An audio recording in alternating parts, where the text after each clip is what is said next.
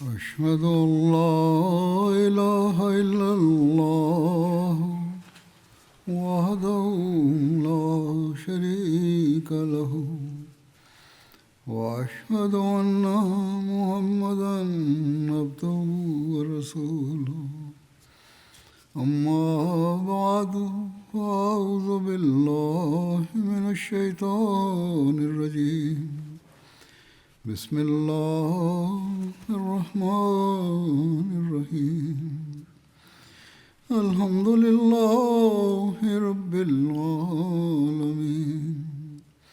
الرحمن الرحيم مالك يوم الدين إياك نعبد وإياك نستعين اهدنا الصراط المستقيم صراط الذين أنعمت عليهم غير المغضوب عليهم ولا الضالين لقد كان لكم في رسول الله أسوة حسنة لمن كان يرجو الله واليوم الآخر وذكر الله كثيرا.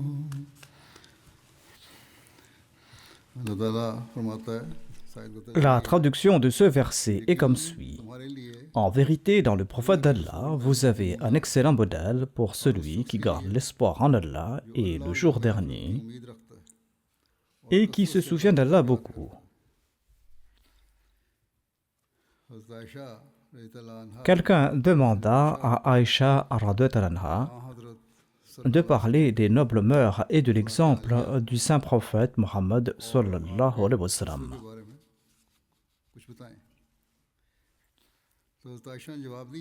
Aïcha radhiyallahu anha a répondu: N'as-tu pas lu le Saint-Coran? Allah le Tout-Puissant y a lui-même témoigné de son exemple. Tout comme Allah déclare: Wa innaka la'ala khuluqin 'azim. C'est-à-dire, ô messager, tu es assurément au plus haut degré de la moralité. Par conséquent, les exemples sont faits de ceux qui sont au plus haut degré dans un domaine. En ce qui concerne le saint prophète Mohammed paix soit lui, qu'il s'agisse des droits de Dieu le Tout-Puissant ou des droits des hommes, eh bien le saint prophète Mohammed paix soit lui occupait dans les deux domaines la position la plus élevée, comme Dieu lui-même en a témoigné. C'est pourquoi Dieu le Tout-Puissant nous a dit que ce messager est un modèle pour nous. N'écoutez pas seulement ces paroles, mais mettez-les en pratique aussi. Il ne suffit pas de croire. Lorsque vous allez agir, vous atteindrez certainement le rang pour lequel j'ai envoyé ce messager. C'est donc la responsabilité de chaque musulman, de chaque croyant. Dans le monde, il y a des gens qui accomplissent de bonnes œuvres, qui accomplissent quelques bonnes actions ou qui accomplissent un travail qui les rend célèbres et leur nom brille de mille feux. Ils reçoivent de grands prix et de grandes récompenses. Certains reçoivent le prix Nobel ou d'autres prix. Mais ces prix sont décernés par un comité ou par un État désigné pour cette tâche. Il n'est jamais arrivé qu'une nation tout entière soit d'accord sur un fait.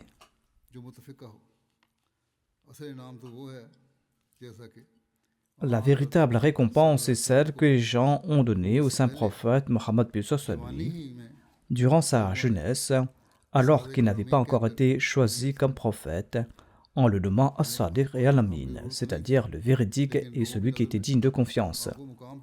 Il n'avait pas besoin de récompense ou de reconnaissance, mais aux yeux des gens, il avait atteint une position inégalable et toute la nation lui avait donné ce titre.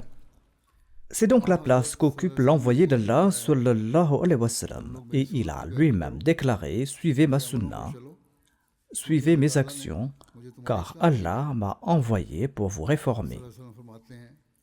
Le saint prophète Mohammed paix soit lui a déclaré: j'ai été envoyé pour parfaire la noblesse de caractère. Ainsi, seul celui qui possède toutes ces qualités et en qui on retrouve toutes ces vertus accomplit ce perfectionnement du caractère. Comme je l'ai dit, Dieu lui-même a déclaré qu'il est pour nous un excellent modèle. C'est pourquoi nous devons accorder à sa vie une telle importance que nous mettions en pratique tout ce qu'il nous a dit. Et tout ce qu'il a dit est fondé sur les commandements du Saint-Coran. Tout cela vient de la part de Dieu. L'envoyé d'Allah sallallahu alayhi wa sallam est le meilleur exemple de chaque qualité morale qu'un humain peut posséder, qu'il doit posséder ou qui sont des attributs d'Allah. Le deuxième calife de la communauté, dans son ouvrage L'introduction à l'étude du Saint-Coran, a présenté ces points. Ces points sont également présents dans nos livres sur la vie et le caractère du Saint-Prophète Mohammed paix soit lui, concernant sa moralité, concernant sa biographie. J'en mentionnerai brièvement quelques points aujourd'hui et je vais présenter ces points davantage à l'avenir lorsque l'occasion se présentera. De prime abord, il y a le droit d'Allah, c'est-à-dire le devoir de rendre culte à Allah. Quel est l'exemple chez le saint prophète Mohammed paix soit lui? Nous constatons que toute la vie du saint prophète Mohammed paix soit lui était plongée dans l'amour d'Allah. Malgré les grandes responsabilités qui pesaient sur lui, il devait promulguer une nouvelle loi, éduquer les gens, et tout comme l'a dit le Messie premier, il a transformé les ignorants en êtres humains, et de ces êtres humains, il en a fait des humains cultivés, pour ensuite en faire des hommes de Dieu. C'était là un travail immense. Mais même en ce cas, il n'a jamais oublié le droit d'Allah. Et c'est là le droit d'adorer Allah. Et c'est un point très important. Durant cette période, il a rencontré des difficultés, il a dû partir en guerre. Des ennemis l'ont attaqué, mais il n'a jamais manqué à son devoir quant au culte de Dieu. C'est là l'exemple qu'il nous a présenté. Nous devons en toutes circonstances garder Allah à l'esprit.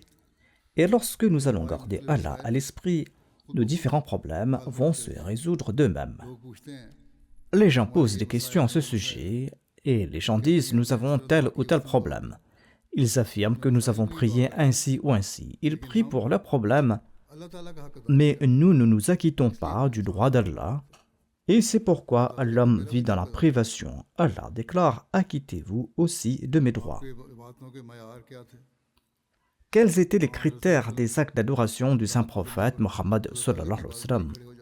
Le saint prophète Mohammed paix soit lui se levait pour adorer Dieu quand la nuit était passée. Il se levait quand la moitié de la nuit était passée et Dieu en a porté témoignage. Aïcha radhiyallahu anha relate qu'une fois, alors que le saint prophète paix soit lui était debout pour rendre culte à Dieu, je lui ai dit: ô messager d'Allah sallallahu alayhi wa sallam, vous êtes déjà honoré par Dieu le Tout-Puissant. Alors pourquoi vous infligez-vous une telle souffrance en passant la majeure partie de la nuit en adoration, en implorant Dieu? Le saint prophète paix soit lui a répondu: ô Aïcha, ne dois-je pas être un serviteur reconnaissant? Il est vrai que je suis honoré par Dieu et que Dieu m'a accordé cette proximité par sa grâce. N'est-ce pas mon devoir de le remercier autant que possible?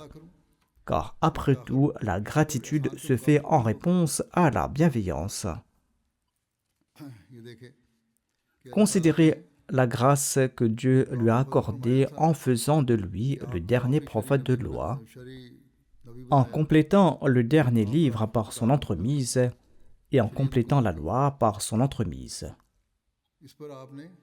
Suite à cela, il a déclaré: ne devrais-je pas être reconnaissant vers Dieu? Et selon sa situation, Dieu a accordé beaucoup de faveurs à chaque personne. Et il est juste en signe de reconnaissance que nous élevions le niveau de nos actes d'adoration. Les gens posent des questions, dont les jeunes qui demandent: comment devons-nous adorer Allah? Allah a-t-il besoin de nos actes d'adoration? Cette question est aussi souvent posée. Les enfants aujourd'hui posent ces questions en étant influencés par le monde d'aujourd'hui. La réponse est que Allah n'a pas besoin de vos actes d'adoration, mais les bienfaits religieux et mondains qu'Allah vous a accordés n'exige-t-il pas que vous le remerciez pour ses faveurs, pour ses bienfaits, et que vous deveniez un serviteur reconnaissant? De même, dans la vie du saint prophète Mohammed paix soit lui, on trouve un autre événement. Lorsqu'il entendait la parole de Dieu, il était submergé par l'émotion et ses yeux se remplissaient de larmes.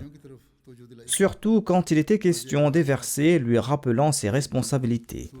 Ainsi, dans un récit, il est dit qu'un jour, le saint prophète Mohammed paix soit lui a dit à Abdullah bin Masoud que « Récite-moi le Saint-Coran ». Abdullah bin Masoud a déclaré « J'ai répondu, ô messager d'Allah, le Saint-Coran vous a été révélé. Comment puis-je vous le réciter ?» Le saint prophète Mohammed paix soit lui a déclaré « J'aime entendre le Saint-Coran récité par d'autres personnes. » Abdullah bin Masoud rapporte qu'il a commencé à réciter la sourate An-Nisa. Et lors de sa récitation, il est arrivé sur ce verset. فَكَيْفَ إِذَا جِئْنَا مِنْ كُلِّ أُمَّةٍ بِشَهِيدٍ وَجِئْنَا بِكَ عَلَى هَؤُلَاءِ شَهِيدًا.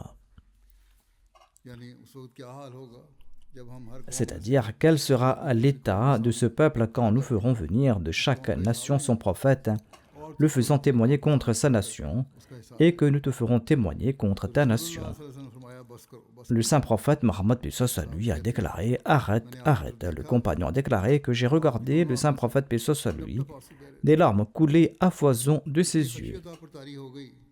Une telle crainte l'avait envahi et à ce moment-là, il était certainement soucieux de son peuple, de peur que son peuple ne commette une action qui va provoquer la colère d'Allah et que je dois témoigner contre mon peuple par la suite. Mais il en ressort également un autre aspect. Si le saint prophète Mohammed paix soit lui témoignera de nombre de choses, nous devons craindre que le témoignage du saint prophète paix soit lui ne se retourne contre nous, que notre réalité ne se révèle pas d'une manière qui expose nos péchés et nous fasse mériter le châtiment d'Allah. Il y a là matière à s'inquiéter. Nous devrions également nous acquitter de ces mêmes devoirs et aimer Allah comme nous l'a enjoint le saint prophète Mohammed paix soit lui, et comme Allah nous l'a ordonné dans le Saint-Coran. Considérer sa constance dans la prière, il y accordait une telle importance que même dans un état de maladie grave, durant ces derniers jours où il est permis de prier allongé, l'histoire nous rapporte qu'il s'est rendu à la mosquée en se faisant soutenir par des gens. Et un jour, il n'a pas pu partir à la mosquée, il a ordonné à Abu Bakr de diriger la prière. Lors de cette période, il a constaté une amélioration dans son état et il s'est immédiatement mis en route vers la mosquée soutenu par deux hommes. Aïcha radhiyallahu anha rapporte que dans cet état, ses pieds traînaient sur le sol. Mais l'importance de la Salat en congrégation était sa priorité. Il voulait le montrer à sa communauté, c'est pourquoi il a enduré cette souffrance. Il est arrivé en traînant les pieds et il est parti à la mosquée sans se soucier de sa maladie. Tel était donc l'état de son amour pour Allah et à cet égard, comment formait-il les gens? Premièrement, il a souligné l'importance de la régularité dans la Salat. Ensuite, il a fait prendre conscience aux gens de la grandeur d'Allah et de sa position.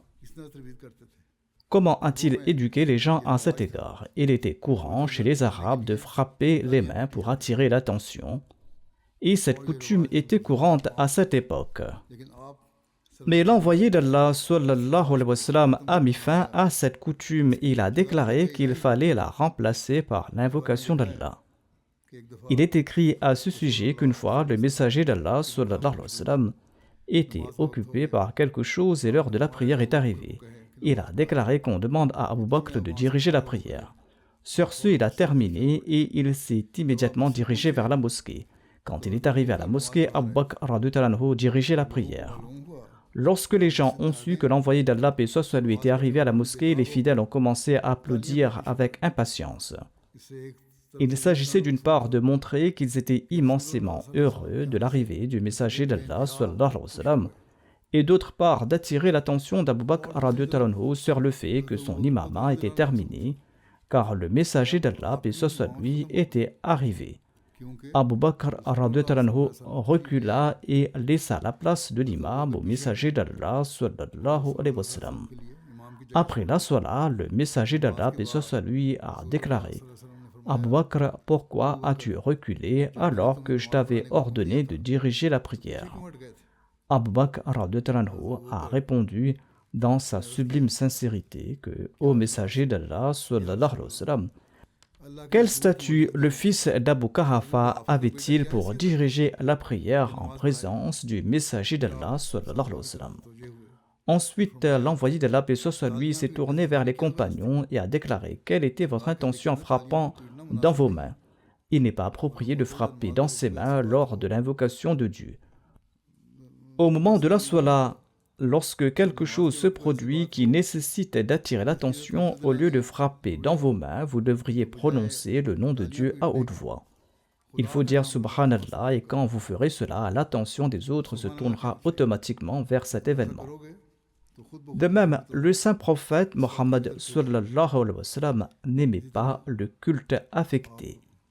Malgré toute l'attention portée sur les actes d'adoration, il disait qu'il ne fallait pas avoir d'affectation dans la salat. Un jour, il est entré dans la maison et il a vu une corde suspendue entre deux piliers. Il a demandé pourquoi cette corde était attachée là. Les gens ont répondu que c'était la corde de Zaynab radhiyallahu anha et que lorsqu'elle se fatiguait en rendant culte à Dieu, elle s'en servait pour se soutenir. L'envoyé d'Allah, paix soit lui, a déclaré qu'il ne fallait pas faire ainsi et qu'il fallait défaire cette corde. Chacun devrait prier tant qu'il ressent de la joie dans son cœur. Et quand il est fatigué, il peut s'asseoir. Ce genre d'adoration forcée ne peut apporter aucun bénéfice. Cela montre que, d'une part, les femmes compagnes et les membres de sa famille ainsi que ses proches étaient désireux de prier et se mettaient en difficulté en raison de son enseignement. D'autre part, il a également dit qu'il n'était pas nécessaire de se mettre en difficulté, mais qu'il fallait prier confortablement. Mais je voudrais également dire aux gens d'aujourd'hui qu'il ne faut pas en tirer de mauvaises conclusions. Certains ont commencé à dire que de nos jours, il ne faut pas se mettre en difficulté, il faut donc prier rapidement et accomplir cette obligation et s'en débarrasser au plus vite. Ainsi donc, on a commencé à interpréter cela exactement à l'inverse, en disant qu'il faut se soucier de son propre confort. Aujourd'hui, certains fidèles viennent à la mosquée, ils prient rapidement, ils accomplissent leur prière en quelques minutes, ou bien ils prient chez eux et en quelques minutes, ils terminent leur prière. Souvent, ici même, des gens me demandent comment prier. Il faut accomplir la salat en embellissant sa salat. À ce sujet, il existe un hadith du saint prophète Mohammed sallallahu alayhi wa sallam selon lequel il a enjoint à un compagnon de prier 3 ou 4 fois. Ce compagnon était arrivé tard de l'assemblée. Le saint prophète Mohammed paix soit lui était assis dans son assemblée. La prière en congrégation était terminée et l'assemblée se tenait là. Chaque fois que ce compagnon priait et revenait vers lui, le saint prophète Mohammed paix soit lui disait « Retourne prier ». Ensuite il priait et le saint prophète paix soit lui disait encore une fois « Retourne prier ». Il a ainsi incité à prier 3 ou 4 fois. Lorsque le compagnon lui a dit qu'il ne savait pas mieux prier, il lui a demandé comment faire. Le saint prophète paix soit lui a répondu « Prie lentement, mentionnant la personne de Dieu, récite le daroud, évoque l'unicité de Dieu et loue Dieu, et assure-toi que les prosternations et les inclinations soient correctes. » Ainsi, il ne faut pas oublier ce point. Prier avec aise ne signifie pas prier rapidement, car un hadith dit qu'il faut prier avec aisance. Certains disent « Nous avions sommeil, nous avons prié rapidement en 2 minutes. » De toute façon, il est interdit de prier en état d'inconscience. Ceci n'est pas permis. Au contraire, quand on prie, il faut accomplir tous ses devoirs. Voilà ce que nous a enseigné le saint prophète Mohammed paix soit sur lui. Il avait une telle aversion pour le shirk que pendant son agonie, lorsqu'il était sur le point de mourir, il se tournait tantôt du côté droit, tantôt du côté gauche, tout en disant que Dieu maudisse les juifs et les chrétiens qui ont transformé les tombes de leurs prophètes en lieux de culte. C'est-à-dire qu'ils se prosternent devant les tombes de leurs prophètes et adressent des prières à ces prophètes. Son intention était que si ma nation commet un tel acte après moi, qu'elle ne croit pas qu'elle va mériter mes prières, au contraire, je vais désavouer mon peuple entièrement. Comme mentionné précédemment, Dieu va lui demander son témoignage. Regardez maintenant, à Médine, l'État a imposé de grandes restrictions sur le tombeau du saint prophète Mohammed paix soit sur lui pour cette raison, ne permettant à personne de se prosterner ou de s'approcher de la tombe du saint prophète paix soit sur lui. Cependant, dans de nombreux pays musulmans, on se prosterne devant les sanctuaires des saints et des fakirs et l'on implore les aînés. Cette pratique est du shirk, ce que le saint prophète paix soit sur lui a interdit. Et il a interdit cela à lui-même. Quel droit à notre saint ou aîné puisse avoir qu'on se prosterne devant sa tombe? Par la grâce d'Allah, en ayant accepté le Messie premier salam, nous nous sommes préservés de ces pratiques. Mais nous devons néanmoins atteindre les niveaux élevés dans le domaine de l'adoration. Mais cette pratique est très répandue parmi les autres musulmans. Qu'Allah leur fasse miséricorde et qu'Allah leur donne sagesse et compréhension pour qu'ils renoncent à ce shirk. L'humilité du saint prophète Mohammed paix soit sur lui devant la personne de Dieu était telle que lorsque les gens lui disaient au messager d'Allah paix soit sur lui, vous obtiendrez la faveur de Dieu par la force de vos œuvres, car Allah vous a accordé une reconnaissance et Allah a loué votre moralité. Et Allah a fait de votre exemple une norme pour les actions des musulmans, ce qui signifie que vos actions sont telles que Dieu vous pardonnera vos péchés ou que Dieu vous a pardonné. Sur ce, le saint prophète Mohammed paix soit sur lui répondait « Non, non, je ne serai pardonné que par la grâce de Dieu ». Ainsi, Abu Huraira rapporte qu'un jour il a entendu le messager d'Allah sallallahu alayhi wa sallam déclarer: personne n'entrera au paradis par ses propres œuvres. J'ai demandé au messager d'Allah sallallahu alayhi wa sallam: même vous, est-ce que vous n'allez pas entrer au paradis par vos œuvres? Il a répondu: même moi, je n'entrerai pas au paradis par mes œuvres, à moins que la grâce et la miséricorde d'Allah ne m'enveloppent.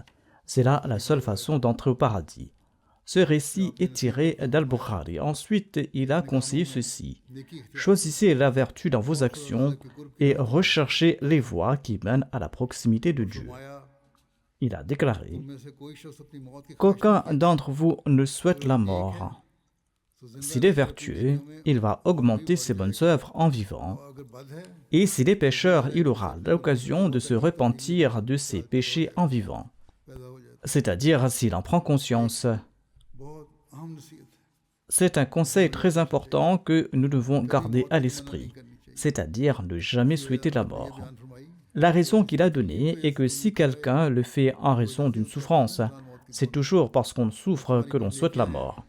Il explique que si vous avez accompli de bonnes œuvres, Allah vous accordera l'occasion d'en accomplir davantage et vous connaîtrez ce qu'il y a de mieux dans l'au-delà. Il vous pardonnera vos péchés et si vous avez commis des péchés, vous aurez la possibilité de vous repentir et de demander pardon si votre attention se porte à cela et vous serez sauvé des péchés. Ensuite, vous obtiendrez la proximité d'Allah et quand le moment viendra, Allah vous accordera le pardon. Le pardon sera possible.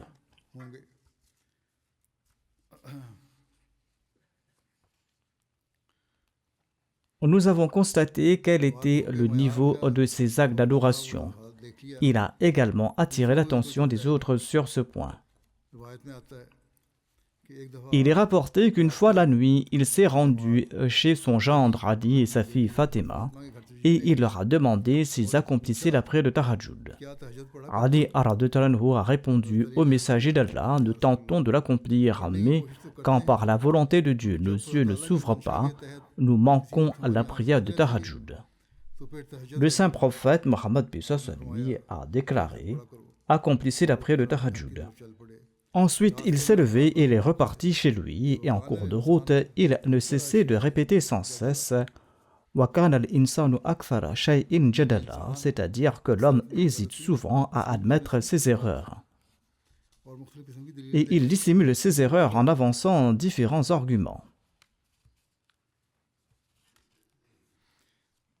Le saint prophète Mohammed lui leur a expliqué cela, et en cours de route, lorsqu'il retournait chez lui, il répétait ces paroles afin que d'autres personnes transmettent cela à Ali. Et il leur a enseigné qu'ils auraient dû dire que nous sommes fautifs et que nous ne nous réveillons pas parfois. Et ils ont attribué cela à Allah le Tout-Puissant en disant que si Allah l'avait voulu, nous nous serions réveillés, sinon nous ne nous réveillons pas. Son objectif était de faire comprendre à l'autre pourquoi attribuer ses erreurs à Allah. Comme mentionné précédemment, le saint prophète Mohammed lui n'aimait aucune sorte d'affectation ou d'artifice dans l'adoration de Dieu. Tout comme une fois il a vu des cordes suspendues dans sa maison, il a ordonné qu'on les retire. Son principe était que les forces qu'Allah a créées en l'homme doivent être utilisées à bon escient. C'est cela le culte véritable. Fermer les yeux ou les faire retirer alors qu'on en possède n'est pas un acte de culte. Au contraire, c'est un acte d'insolence. Oui, les utiliser à mauvais escient est un péché.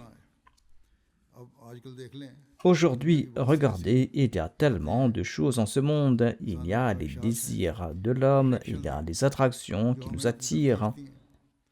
Si nous y prêtons attention, si nous regardons des programmes inappropriés à la télévision ou sur Internet, ou si nous regardons quelque chose d'inconvenant, eh bien ce sera un péché. Le saint prophète, paix soit lui, a dit qu'éviter ce péché est l'essentiel, et c'est cela qui va vous faire mériter des récompenses. De même, se boucher les oreilles n'est pas une bonne action. Allah vous a accordé une capacité, pourquoi ne pas l'utiliser? C'est même de l'insolence. Allah vous a accordé une grâce et vous êtes en train de la galvauder. Oui, écouter les médisances et les commérages des gens est un péché. Beaucoup de gens médisent et écoutent les commérages. Ils écoutent de mauvaises choses sur les gens et en tirent même du plaisir. Ils rient en entendant les faiblesses et les erreurs des gens. Ces choses sont mauvaises, c'est un péché. Le saint prophète Mohammed lui nous demande d'éviter ces actions. Il a déclaré que les nobles mœurs sont le nom de la bonne utilisation des forces naturelles et qu'éliminer les forces naturelles est une folie. Les utiliser à des fins illégitimes est une turpitude et leur utilisation authentique et correcte est une bonne action. Ceci est un résumé de son enseignement, c'est aussi un résumé de la vie du saint prophète Mohammed sallallahu alayhi wa sallam. Et c'est la raison pour laquelle Allah le Tout-Puissant nous a ordonné de le prendre comme modèle.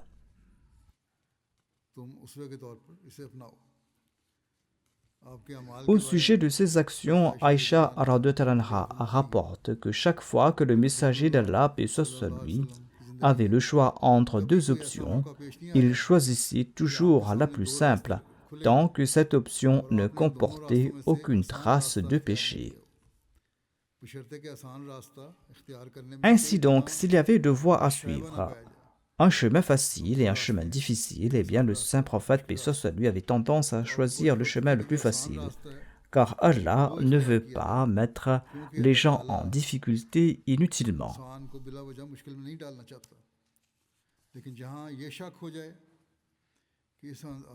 Mais lorsqu'il soupçonnait que ce chemin facile pourrait mener à certains péchés, alors il s'en éloignait et il prenait la voie la plus longue.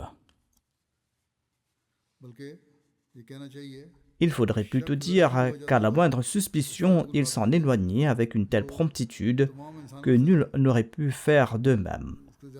Personne n'aurait pu déployer autant d'efforts pour s'en écarter. Regardez autour de vous, il arrive que les gens, pour tromper autrui, se mettent dans des situations difficiles, afin de mettre de l'avant leur prétendue grande qualité, en disant que nous avons fait des efforts, ceci ou cela, et les prétendus saints aussi tiennent pareil propos. Il y a beaucoup d'histoires à ce sujet, mais le saint prophète, quant à lui, cherchait toujours le chemin de la facilité. En effet, ceux qui agissent par pur apparat, s'imposant des épreuves pénibles pour afficher leur supériorité ou pour être loués pour leur propre grandeur, ne le font pas pour Allah, car Allah n'a aucun intérêt dans leur souffrance et ces gens n'en retirent aucune récompense. Ces gens agissent ainsi pour tromper les gens. Cependant, lorsqu'une personne agit avec une telle duplicité, cette mauvaise intention lui vaut un péché auprès d'Allah plutôt qu'une récompense. Certaines personnes, afin de dissimuler leurs défauts, se livrent à de grandes déclarations pour s'attribuer des mérites. Elles cherchent à se justifier par les moyens en couvrant leurs défauts, se félicitant d'avoir accompli des actions exceptionnelles au prix de grandes difficultés. Et ces gens font de grandes déclarations, mais Allah déclare que non, ces bonnes actions ne vous rapprocheront pas d'Allah, mais ces actions vont susciter son mécontentement, car votre intention n'était pas pure. Pour vous protéger, vous vous engagez parfois dans des actions pour que les gens soient en votre faveur si vous les exposez. Ce sont là de petites leçons que le saint prophète Mohammed sallallahu alayhi wa sallam nous a données à travers son exemple et ses conseils. En ce qui concerne les relations avec l'humanité, cela commence à la maison et voyez comment il traitait ses épouses. C'était un traitement très compatissant et juste. Et si les gens d'aujourd'hui comprenaient cela, beaucoup de disputes et de conflits domestiques disparaîtraient. Parfois, ses épouses étaient dures envers lui, c'est-à-dire qu'elles lui parlaient avec dureté et avec colère. Mais il esquivait cela en silence et avec un sourire. Un jour, il a dit à Aïcha radhiyallahu anha que « Ô Aïcha, quand tu es fâchée contre moi, je le sais. » Aïcha radhiyallahu anha a demandé « Comment savez-vous cela ?» Le saint prophète, paix soit sur lui, a répondu que quand tu es content de moi, et qu'il faut faire un serment, eh bien, tu dis toujours par le Seigneur de Mohammed, il en est ainsi. Et quand tu es fâché contre moi et que tu dois faire un serment, eh bien, tu déclares par le Seigneur d'Ibrahim, il en est ainsi et ainsi. Aïcha radhiyallahu anha en a ri. Elle a ri en entendant cela et a confirmé ses dires en disant que vous avez tout à fait raison, cela est vrai. Ensuite, il y a les histoires qui concernent Hadrat Khadija radhiyallahu anha, qui était sa première épouse la plus âgée et qui a fait de grands sacrifices pour le saint prophète Mohammed sallallahu alayhi wa sallam. Après son décès, le saint prophète Mohammed lui a épousé des épouses plus jeunes, mais malgré cela, il n'a pas oublié sa relation avec Khadija radhiyallahu anha. Quand les amis de Khadija venaient lui rendre visite, il se levait pour les accueillir. Et si quelque chose fait par Khadija apparaissait devant ses yeux, des larmes lui montaient aux yeux. Il y a un incident en référence à la bataille de Badr. Le gendre du saint prophète, Mohammed paix soit lui, qui n'était pas encore musulman, fut fait prisonnier lors de cette bataille. Et il n'avait pas les moyens de payer sa rançon pour être libéré. Son épouse, c'est-à-dire la fille du saint prophète, Mohammed paix soit lui, voyant qu'il n'y avait pas d'autre moyen de faire libérer son mari, a envoyé à Médine comme rançon pour son mari un collier, le dernier souvenir de sa mère qu'elle possédait. Lorsque le collier fut présenté au saint prophète Mohammed paix soit lui, il a reconnu ce collier et des larmes lui sont montées aux yeux. Il a dit à ses compagnons « Je ne vous donne pas d'ordre à ce sujet car je n'ai pas le droit de le faire, mais je sais que ce collier est le dernier souvenir de sa mère pour Zainab. Si vous pouvez le faire de bon cœur, je vous recommande de ne pas priver la fille du dernier souvenir de sa mère. » Les compagnons ont déclaré au messager d'Allah, sallallahu alayhi wa sallam, quelle plus grande joie pourrait-il y avoir pour nous? Et ils ont donc rendu ce collier à Zainab radhiyallahu anha. L'impact des bonnes actions que Khadija radhiyallahu anha avait accomplies envers lui était si grand qu'il en parlait souvent à ses épouses. On raconte un incident à ce propos. Il arrive qu'il y ait de petites querelles entre les épouses, et même si l'épouse est décédée, Si on la loue trop, cela suscite de la jalousie. On rapporte qu'un jour, le saint prophète Mohammed lui a fait l'éloge de Khadija devant Aïcha radhiyallahu anha, et Aïcha a déclaré au messager d'Allah sallallahu alayhi wa sallam, pourquoi mentionnez-vous toujours cette vieille femme? Laissez-la tomber, oubliez-la. Maintenant, Allah vous a donné des femmes plus jeunes et plus belles qu'elle. En entendant cela, l'émotion a submergé le saint prophète, puis soit lui, il a déclaré: Ô Aïcha, tu ne sais pas à quel point Khadija m'a servi. Quel était son critère de haute moralité? Si nous regardons l'histoire, nous constatons que son père était décédé avant sa naissance, que sa mère était décédée durant son enfance. Il a passé ses 8 premières années sous la tutelle de son grand-père. Ensuite, il a été élevé sous la tutelle de son oncle Abu Talib. Il y avait un lien de sang avec son oncle, et le père de ce dernier avait spécifiquement fait une recommandation en faveur du saint prophète, paix soit lui, sur son lit de mort. C'est pourquoi son oncle chérissait particulièrement le saint prophète Mohammed paix soit lui et prenait soin de lui. Mais sa tante ne possédait ni la fibre de la compassion, ni le sens des responsabilités familiales. Lorsque quelque chose arrivait à la maison, il arrivait parfois que la tante le donne d'abord à ses enfants et ne prenne pas soin du saint prophète Mohammed paix soit lui qui était encore enfant. Quand Abu Talib rentrait à la maison, au lieu de trouver son jeune neveu en train de pleurer et de se plaindre, il voyait ses enfants manger quelque chose, mais son petit-neveu, tel une montagne de dignité, était assis à l'écart, tranquillement. En d'autres termes, le saint prophète paix soit lui supportait tout avec une grande patience, même durant son enfance. L'amour de son oncle et les responsabilités familiales revenaient à la surface et il se précipitait pour prendre son neveu dans ses bras et disait « Pensez aussi à mon enfant, pensez aussi à mon enfant ». Cela arrivait fréquemment. Hadrat Muslim Maud a rapporté à un endroit que, selon les témoins, le saint prophète Mohammed paix soit lui ne s'est jamais plaint. Son visage n'a jamais montré de tristesse, il n'a jamais manifesté d'irritation pour cette raison, et il n'y avait aucune rivalité entre lui et ses cousins. Ainsi, sa vie témoigne de la manière dont il a pris en charge l'éducation de Ali et de Ja'far, ses deux cousins, même après le changement des circonstances. Et il a mis en œuvre des mesures pour leur bien-être de toutes les manières possibles. De nos jours, on voit des gens qui, même devenus adultes, se souviennent d'événements de leur jeunesse et cherchent à se venger. Mais le saint prophète Mohammed paix soit lui a toujours agi avec bienveillance.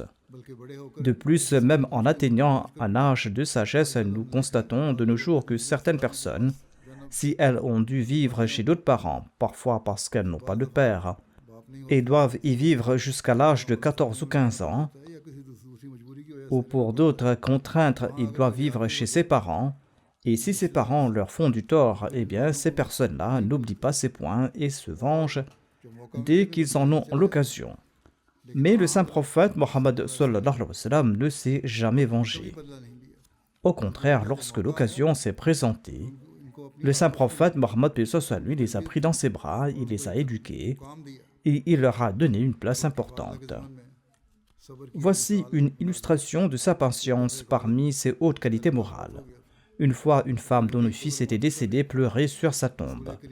Le saint prophète, paix soit lui, est passé par là et il a dit « Ô femme, sois patiente, la volonté de Dieu prévaut sur tout. » Cette femme n'a pas reconnu le saint prophète Mohammed paix soit lui et elle a répondu « Si ton enfant était mort comme le mien, tu aurais su ce qu'est la patience. » Le saint prophète Mohammed sallallahu alayhi wa sallam s'est éloigné de là en disant que je n'ai pas perdu un seul enfant, mais j'ai perdu 7 de mes enfants. Ainsi, en de telles occasions, il n'exprimait ses souffrances passées qu'avec modération, sans jamais au-delà, et cette tristesse ne le fit jamais manquer à son devoir envers l'humanité. Sa patience était telle que même lorsque Dieu lui conféra la royauté, il ne cessa d'écouter chacun. Même si quelqu'un se montrait dur, il demeurait silencieux et ne répondait jamais à la dureté par la dureté. L'histoire raconte que les musulmans appelaient le saint prophète Mohammed paix soit lui par son titre spirituel, c'est-à-dire en l'appelant Ya Rasulullah au lieu de son nom. Les personnes des autres religions, selon leurs coutumes et les usages du pays, montraient leur respect en le nommant Abul Qasim au lieu de Muhammad. Abul Qasim était sa kunya, son surnom, signifiant le père de Qasim, car l'un de ses fils se nommait Qasim et il était décédé. Une fois, un juif est venu à Médine et il a commencé à parler avec le saint prophète, paix soit lui, et à discuter. Et durant la discussion, il répétait sans cesse « Oh Mohammed, la chose est ainsi. Oh Mohammed, la chose est ainsi. » Le saint prophète, paix soit lui, répondait à ces propos sans aucune réticence. Mais les compagnons, voyant son impertinence, étaient impatients. Finalement, un compagnon n'a pu se contrôler. Il a dit à ce juif « Attention à ne pas l'appeler par son nom. Si tu ne peux pas dire Rasulullah, le messager d'Allah, dit au moins Abul Qasim. » Le juif a retorqué « Moi, je ne prononcerai que le nom que ses parents lui ont donné. » Le saint prophète Mohammed lui a souri. Il a dit à ses compagnons « Il dit vrai, mes parents m'ont bien nommé Mohammed, sallallahu alayhi wa sallam. Laissez-le prononcer ce nom qu'il souhaite et ne vous mettez pas en colère contre lui. » Sa patience était telle que parfois, lorsqu'il sortait pour une affaire, les gens lui barraient le chemin et commençaient à exprimer leurs besoins. Il restait debout jusqu'à ce qu'ils aient fini de parler. Ensuite, il continuait son chemin. Ensuite, certaines personnes avaient l'habitude de garder sa main longtemps après une poignée de main. Ils gardaient aussi leurs mains longtemps, même si cela n'était pas une pratique appréciable. Mais le saint prophète Mohammed paix soit lui ne retirait jamais sa main de la leur. Toutes sortes de nécessiteux lui présentaient leurs besoins. Parfois, il donnait aux demandeurs ce dont il avait besoin, mais sa cupidité l'obligeait à en demander davantage. Et il satisfaisait également son désir. Parfois, les gens ne cessaient de demander, et il ne cessait de leur donner à chaque fois quelque chose. Et celui qui, surtout dans ces situations, paraissait sincère, après lui avoir offert quelque chose selon ses besoins, le saint prophète Mohammed paix soit lui conseillait ceci à cette personne sincère. Il serait préférable que tu t'en remettes à Allah. Ainsi, une fois, un compagnon a insisté continuellement et il lui a demandé à plusieurs reprises de l'argent pour ses besoins. Le saint prophète a satisfait son désir, mais à la fin, il a déclaré que le meilleur état est celui où l'homme s'en remet à Dieu. Ce compagnon était empli de sincérité et de respect. Ce qu'il avait reçu, il ne l'a pas rendu par respect, mais concernant l'avenir, il a déclaré au messager d'Allah, sallallahu alayhi wa sallam, « Ceci est ma dernière requête à l'avenir, je ne demanderai rien à personne. » Il y a un récit concernant ce compagnon. On rapporte que lors d'une bataille, la bataille faisait rage. Sur le champ de bataille, les lances volaient, les épées s'entrechoquaient et les flèches pleuvaient de toutes parts. Les soldats étaient au corps à corps et des têtes tombées. Au cœur de cette mêlée sanglante, au moment précis où ils étaient encerclés par l'ennemi, sa cravache lui échappa des mains. Un soldat musulman qui l'accompagnait et qui était à pied a voulu se baisser pour ramasser cette cravache et la lui remettre, craignant qu'il ne lui arrive un malheur s'il descendait, lui qui était officier.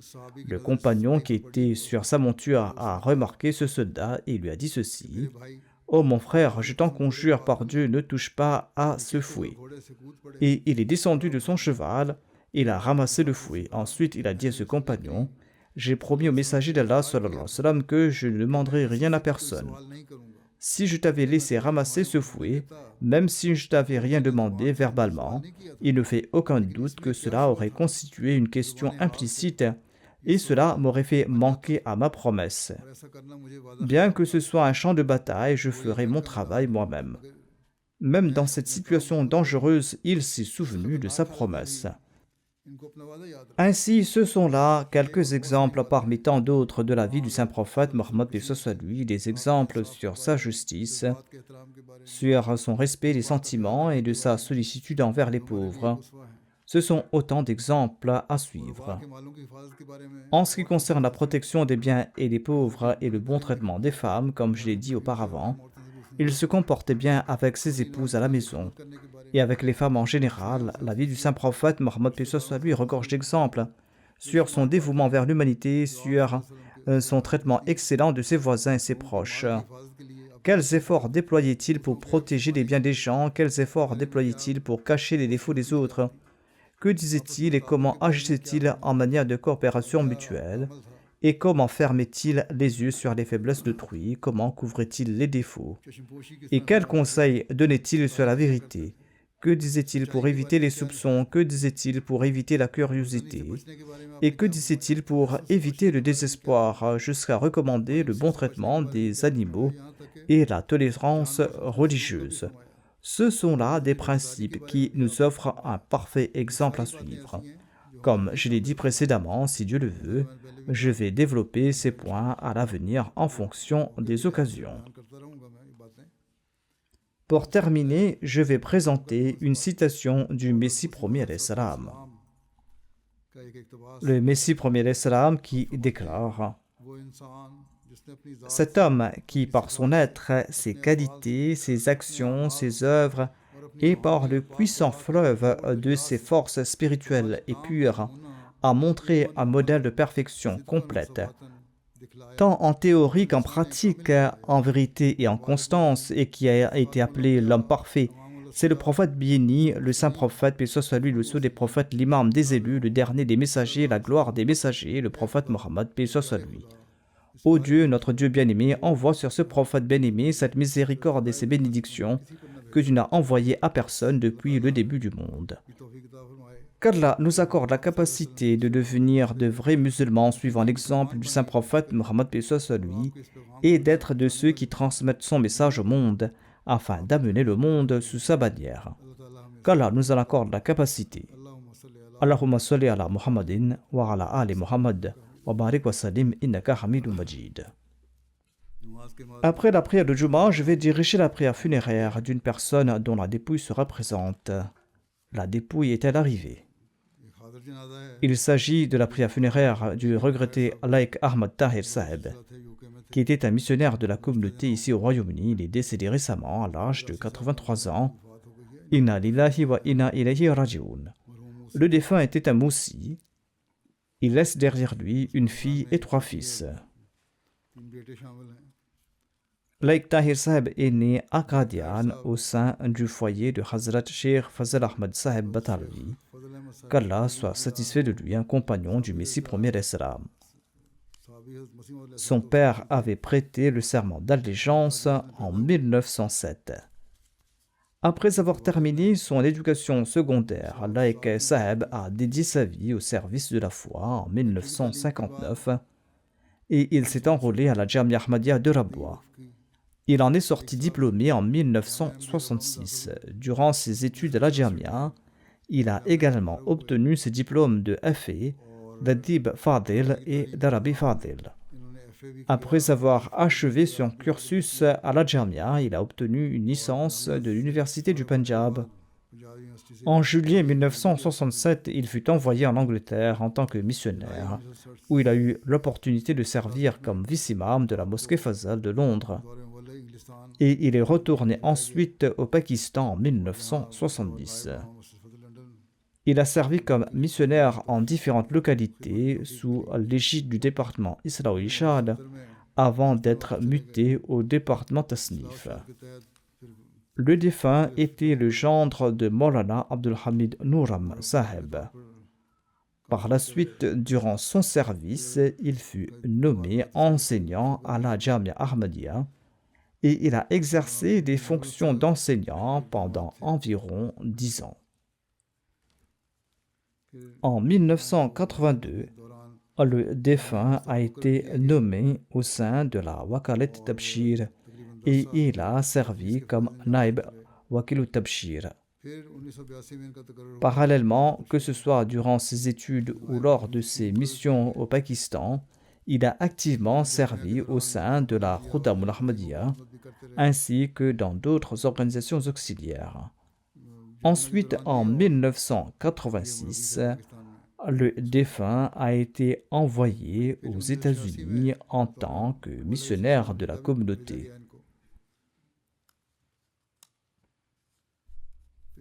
Et en cette même année de 1986, feu le quatrième calife l'a fait venir ici et l'a affecté à Glasgow, où il a eu l'honneur de servir en tant que Murabbi et en tant que missionnaire.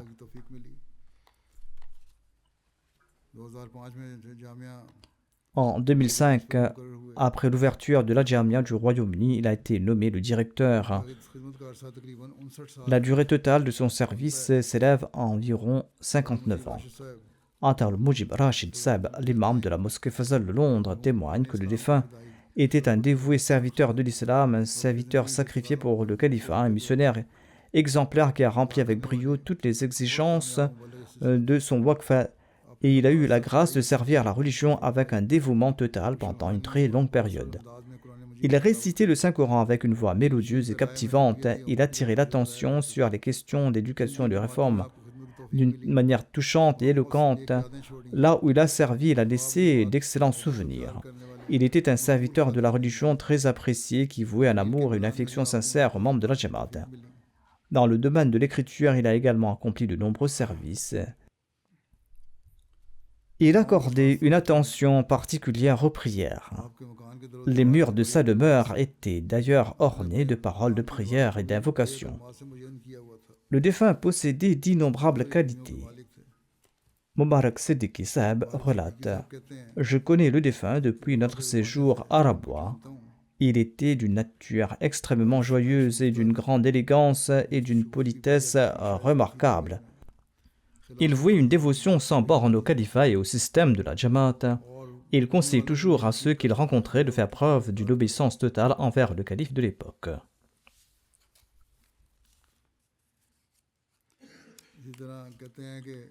Il portait en permanence un petit carnet dans la poche. Dès qu'il voyait ou entendait quelque chose d'intéressant ou de sage, il le notait immédiatement, peu importe la personne de qui cela venait.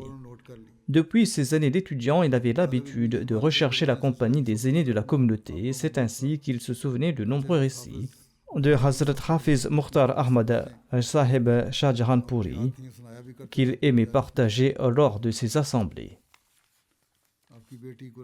Sa fille Quratul Ayn confie ceci: un aspect de la personnalité de mon père qui m'a particulièrement marqué est sa manière de prier. Ses supplications étaient empreintes d'une ferveur, d'une humilité, d'une confiance en Dieu et d'une proximité si tendre avec lui que c'en était singulier. Parfois, on aurait dit qu'il ne cesserait de prier que lorsqu'il aurait reçu une réponse de la part d'Allah. Elle ajoute qu'Allah le traitait avec une telle bienveillance qu'il l'informait souvent de bien de choses à l'avance à travers des rêves. Concernant la prière, il nous conseille souvent en citant ces paroles du Messie premier salam qui déclare que celui qui implore doit se trouver dans un état de dévouement total comme s'il était mort. Lorsqu'on implore Allah dans cet état, eh bien, il exauce la prière. Qu'Allah traite le défunt avec pardon et miséricorde et qu'il élève ses rangs. Sa dépouille est présente, je dirigerai sa prière funéraire à l'extérieur immédiatement après la prière de Jumu'ah. Le second hommage concerne les funérailles en absence de M. Sega Diallo, qui était vice-président de la région de Ségou au Mali. Il est décédé ces derniers jours. Inna lillahi wa inna ilayhi raji'un. Le défunt était également un membre du système d'Al-Wasiya. Tassir Saheb, le missionnaire de la communauté, écrit que le défunt a eu la grâce d'accepter l'Ahmadiyya en 2016 après avoir écouté des programmes à la radio. Et il n'a cessé de progresser dans sa foi par la suite. C'était un Ahmadi très dévoué et actif. Il participait avec une grande générosité au fonds financier de la communauté. Bien qu'il habitait loin, il venait chaque jour à la mosquée pour accomplir les prières de Fajr, de Maghrib et d'Isha. Il vouait un amour et une dévotion sans borne pour le califat. Il a eu la grâce d'intégrer le système d'Al-Wasiya en 2018 et jusqu'à son dernier souffle, il contribuait dans le fonds d'Al-Wasiya au début du mois.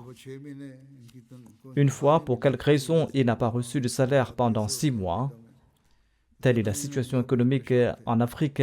N'ayant pu verser ses cotisations, il a été profondément affligé. Finalement, par la grâce d'Allah, dès qu'il a reçu son salaire, son premier geste était de s'acquitter de ses arriérés de la wasiya et de ses autres cotisations. उनकी अहलिया Il prêchait régulièrement le message de l'islam de l'Ahmadiyya à son épouse et à ses 3 fils.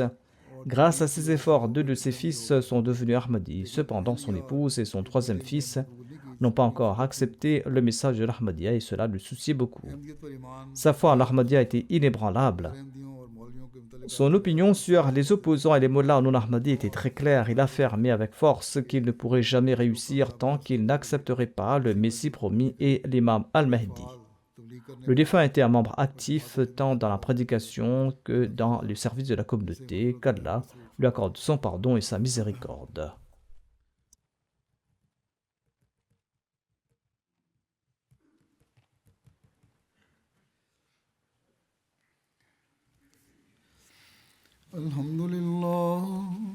الحمد لله نحمده ونستعينه ونستغفره ونؤمن به ونتوكل عليه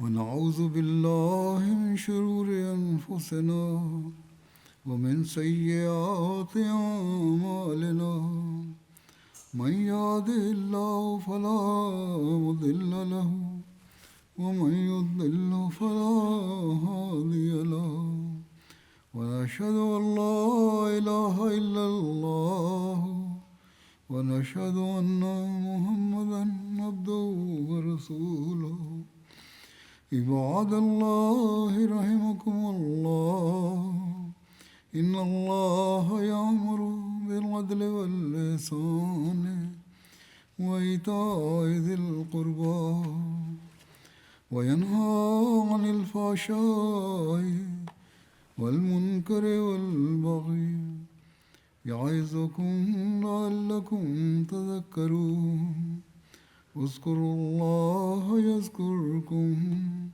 وادعوه يستجب لكم ولذكر الله أكبر